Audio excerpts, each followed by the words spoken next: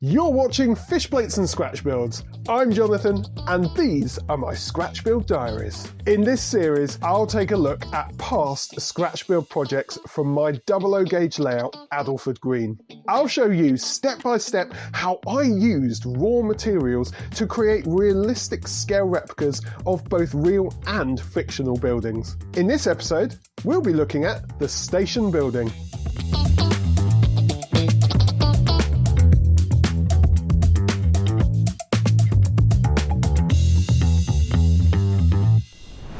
If you haven't watched my previous videos in this series showing how I built the station master's house, I'd highly recommend checking that out before this one.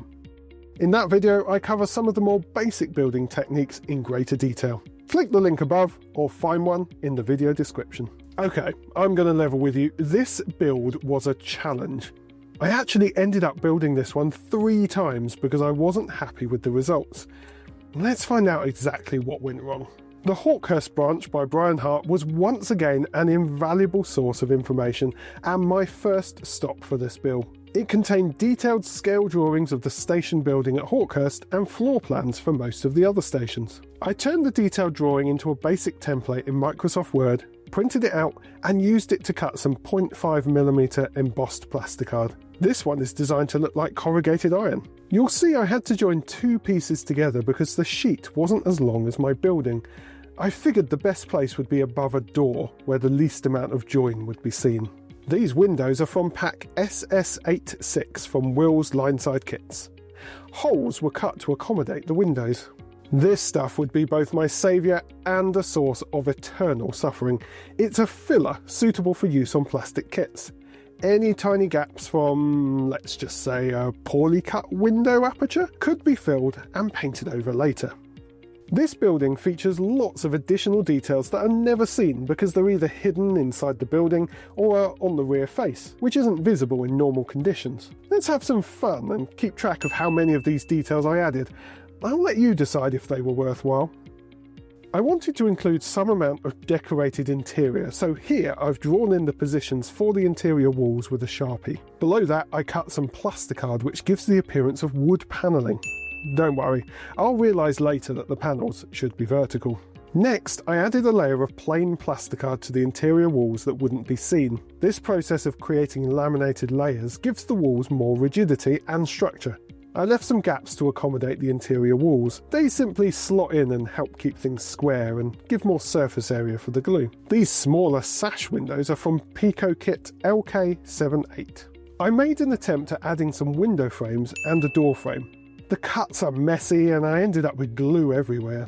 This isn't my finest hour. Here's one of the interior dividing walls. The door is a laser cut element from L-Cut Creative. I added another door frame and cut a small ticket window. This can just be glimpsed on the final model. Looking back to the exterior, I added the small layer of bricks that run around the base. It's just a thin strip of brick embossed plasticard. The walls are placed together to test the fit. That join above the door will be practically invisible once painted. I added these details to the interior of the toilet. I have no idea if they're accurate and they'll never be seen again, but I know they're there. In photos I've seen, there's a layer of material above the bricks which slopes, possibly an angled mortar layer. I attempted to replicate this with a thin layer of Das clay. It's far too chunky here and would be refined in later versions. With all elements created, it was time for a spray of primer.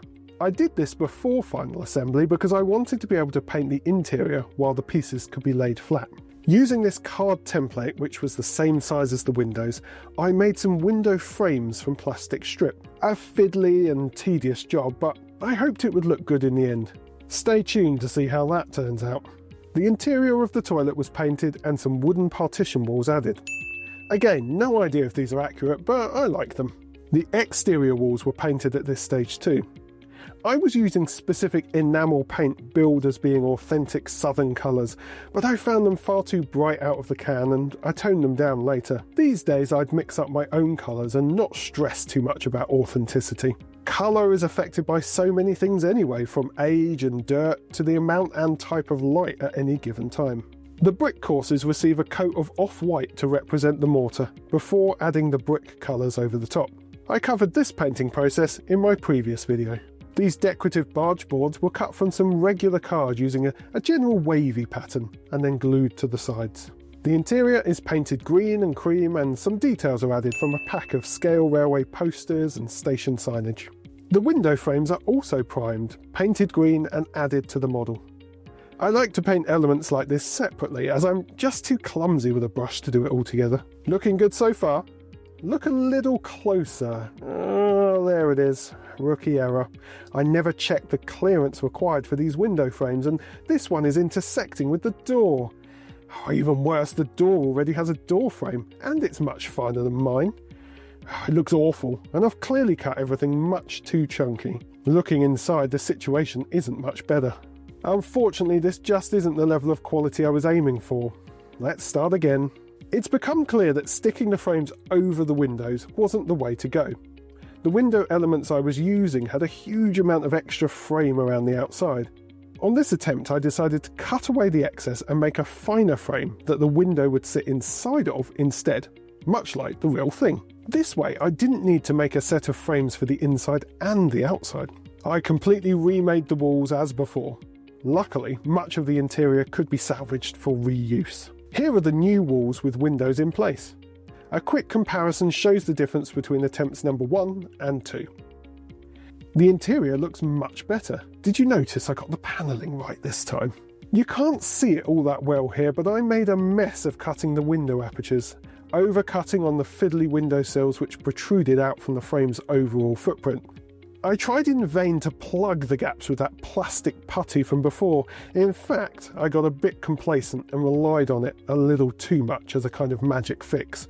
In the end, it just looked messy and very clearly like I was fixing a very big mistake.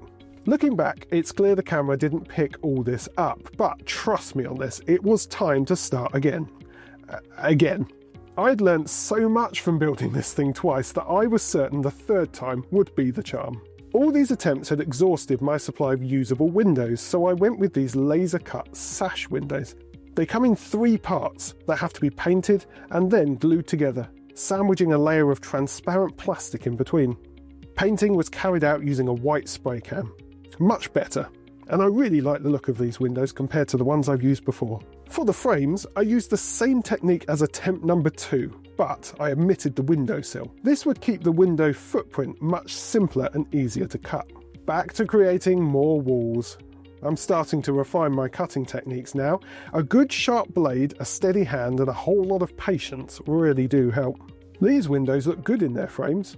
I use glue and glaze which dries clear and doesn't fog transparent plastic. You only need the smallest amount, as you can see here. At a normal viewing distance, this overspill won't be noticeable. These magnetic clamps help keep things square as the glue sets. The windows look much better now, and adding the sill over the top is definitely the way to go. I made this chimney with double fireplaces for one of the interior partition walls. Here I've started to add elements of the canopy. You can see how much finer everything is on this version too, much more realistic. I added these roof details to the top of the toilet block.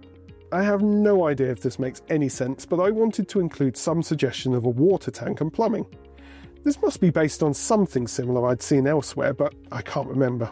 This postbox was a white metal detail from Langley Models. I created a plasticard surround for it and added it to the rear of the building. A similar feature could be seen at the rear of Horsman Den Station on the same line. I've started to add some plasticard panels that will support the roof sections. These batons can be seen on the real buildings, presumably to support the various notice boards as the structure is otherwise corrugated metal. Some plastic strip acts as a support for the roof elements. The interior walls are added. The hollow chimney acts as a great way to feed in wires for lighting. This LED is from the Woodland Scenics Just Plug lighting system, which powers all lights on my layout. I've painted the wires black and added a lampshade modified from Ratio Kit 454. You can see the wood panels I've added to the roof here too. Some further plastic strip is used to brace and support the canopy sections. At some point I added a smaller canopy to the rear of the building, which I didn't take any pictures of, sorry. I can't resist a quick test on the layout at this stage. I made up these chimneys from brick embossed plasticard and painted them in the usual way.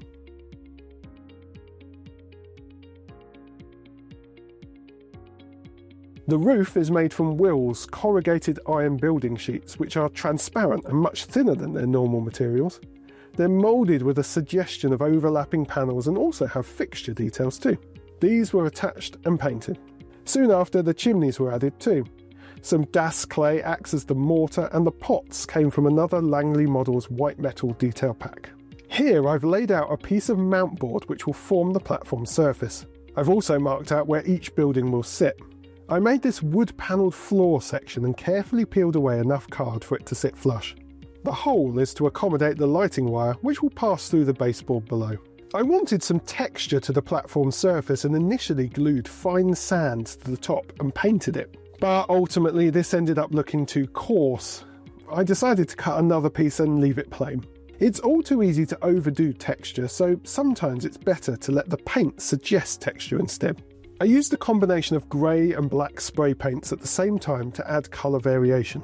I'm not entirely sure what I did wrong. Maybe they dried too quickly in the sun, but either way, they reacted with each other and created this unique bobbling pattern which never went away and I think looks really good. I bet I'll never replicate it though. Next, I cut some strips of plastic to form the pavement curbs.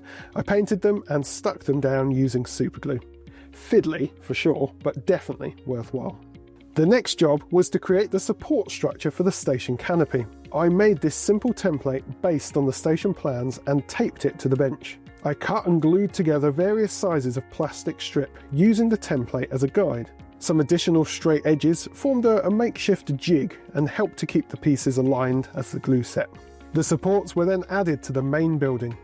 Each leg was cut just a little bit longer than required and indentations made in the base to help keep them in position. I really wanted to avoid that floating look and really show that the building was embedded in this world.